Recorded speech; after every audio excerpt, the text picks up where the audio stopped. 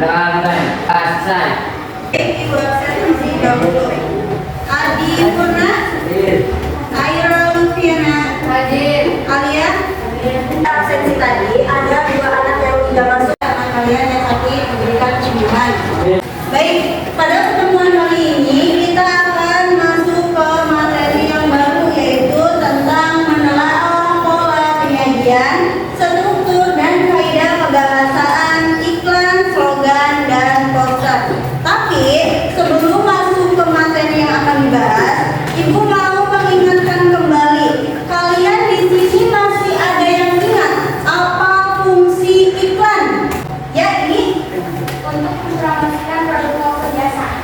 betul, untuk mempromosikan produk atau jasa, bisa berupa barang atau jasa. Jawabannya sudah tepat. Bagus. Kemudian di sini masih ada yang ingat unsur-unsur apa saja yang membedakan antara iklan, slogan dan poster. Apa yang membedakan? Ya, Sutanto? Memiliki gambar, kata-kata, gerak, dan suara. Misalkan slogan yang memiliki kata-kata, terdapat gambar dan suara. Jawabannya tepat, betul. Unsur-unsur iklan, slogan, dan poster itu memiliki perbedaan. Meskipun tujuannya sama, tetapi unsurnya berbeda. Nah, pada kali ini kita akan membahas menelaah penyajian, struktur, dan kaidah pembahasaan yang terdapat pada iklan, slogan, dan poster. Pada pembelajaran kali ini, diharapkan kalian dapat menyajikan iklan, slogan, atau poster berdasarkan pola penyajiannya. Selain itu, kalian juga diharapkan dapat menentukan struktur dan kaidah kebahasaan yang terdapat pada iklan, slogan, dan poster. Baik, kita masuk ke materi pola penyajian iklan, slogan, dan poster. Di sini ada pola penyajian iklan. Iklan itu disajikan melalui 2 media, ada media cetak dan juga ada media elektronik. Melalui media cetak, iklan bisa disampaikan pada majalah, surat kabar, koran, dan media-media yang ada di internet yang berbentuk cetak atau gambar. Pada media cetak itu mengandalkan desain grafis seperti warna, bentuk huruf, tata letak, dan gambar yang terdapat pada media cetak. Kemudian pada media elektronik itu lebih mengandung unsur gerak, suara, dan kata-kata. Berdasarkan medianya, pola penyajian iklan pada media cetak itu memiliki bentuk-bentuk iklan yang bervariasi. Contohnya ada iklan baris, iklan kolom, iklan display, dan iklan advertorial. Kemudian dalam iklan elektronik itu bentuk-bentuknya bervariasi. Ada iklan radio, ada iklan televisi, dan juga ada iklan film. Mungkin bagi kalian iklan di televisi itu sudah tidak asing ya. Banyak iklan yang ditayangi di televisi, apalagi di film-film.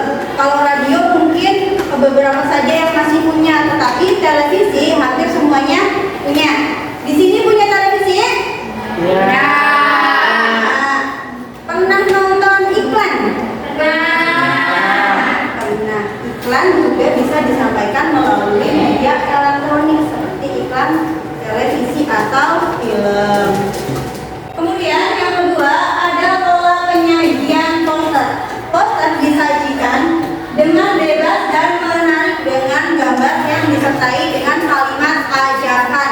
Kemarin kalian sudah menentukan unsur-unsur poster, sudah melihat gambaran poster. Biasanya poster itu dipasang, ada gambarnya, ada tulisannya. Poster bisa disajikan di tempat-tempat umum seperti kayak di sekolah. Kita ada poster. Poster di sekolah dipasang di mana? Di mading. Kemudian selanjutnya ada pola penyajian slogan. Slogan menyajikan kalimat yang lebih ringkas dan padat, tidak memerlukan suara dan juga tidak memerlukan gerak. Biasanya slogan ini lebih identik dengan kata-kata seperti yang kalian lihat di sebelah kanan. Di kelas ini ada sebuah slogan. Dia lebih identik dengan kata-kata, tidak memiliki gambar dan juga tidak memiliki suara.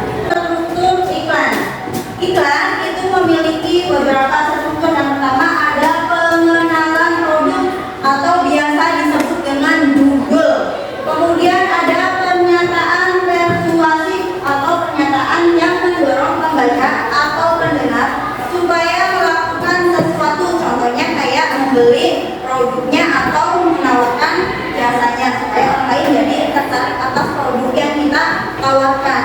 Kemudian yang ketiga ada gambar atau logo perusahaan. Dalam iklan itu tidak hanya mengandalkan kata-kata atau kalimat yang mengajak, tetapi disertai gambar yang menarik supaya membuat orang yang melihatnya jadi ingin membeli atau tertarik. Di sini ada contoh, bisa kalian lihat terlebih dahulu. Pernah minum ini tidak? Pernah. Nah, pernah lihat iklannya tidak? Pernah. Gimana lihat iklannya? Televisi. Ini ada sebuah contoh iklan minuman. Pertama ada pengenalan produk. Produknya dikenalkan di bagian atas atau judul, yaitu teh pucuk harum. Kemudian yang kedua ada pernyataan persuasif atau pernyataan yang mengajak atau membujuk. Rasa teh terbaik ada di pucuknya. Dengan kalimat itu membuat orang yang melihat atau membacanya bisa tertarik bahwa oh produk ini berbeda ya dengan yang lain misalkan. Nah ini sebagai daya tarik. Kalimat persuasif itu selain membujuk atau mengajak juga bisa menjadi daya tarik. Kemudian yang ketiga ada gambarnya. Di sini ada gambar produknya. Jadi bukan hanya mengandalkan kata-kata dan gerak saja ataupun suara, tetapi juga disertai dengan gambar yang menarik. Di sini ada struktur poster. Poster strukturnya itu berisi gambar dan tulisan. Sedangkan kalau struktur slogan itu lebih identik dengan kalimat singkat karena dia hanya mengandalkan kata-kata, maka kata-kata yang digunakan itu harus lebih singkat, ringkas dan padat. Kemudian di sini ada kaidah pembahasaan teks, iklan, slogan, dan poster. Pembahasan yang pertama yaitu persuasif atau bersifat mengajak agar konsumen percaya terhadap produk atau jasa yang ditawarkan. Yang kedua ada imperatif atau kalimat ajakan, dorongan atau larangan. Kalimat imperatif itu biasanya identik dengan partikel lah. Contohnya ikutilah, gunakanlah, buanglah, pakailah, misal. Nah itu adalah sebuah kalimat yang memerintah atau mendorong kita supaya melakukan sesuatu. Yang ketiga ada berima. Berima di sini itu memiliki pengulangan nada yang sama agar menarik dan berkesan bagi konsumen. Penyampaian sebuah iklan itu harus menarik bagi konsumen, bukan hanya tulisannya saja, tetapi kata-kata atau pengucapan yang disampaikan itu juga harus bisa menarik konsumen. Dan yang keempat ada bersikap positif. Karena di sini adalah tujuannya untuk mempromosikan entah itu iklan, slogan ataupun poster, maka harus bersifat positif. Contohnya tidak mengejek atau menjatuhkan produk lain. Yang kelima ada ringkas. Ringkas di sini itu langsung ke intinya, jadi tidak berbelit-belit, tidak panjang lebar, tapi langsung ke topik yang ingin disampaikan atau tujuan yang ingin disampaikan. Ini bisa kalian perhatikan ada contoh iklan.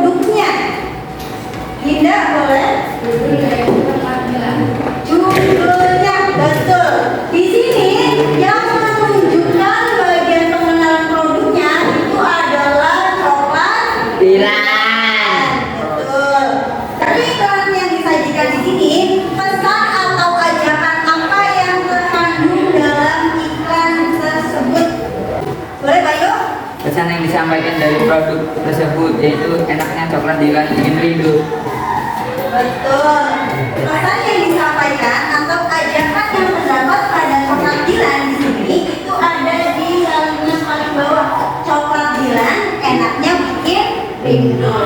Ibu mau kasih pertanyaan lagi. Di sini siapa yang cepat silahkan acungkan tangan.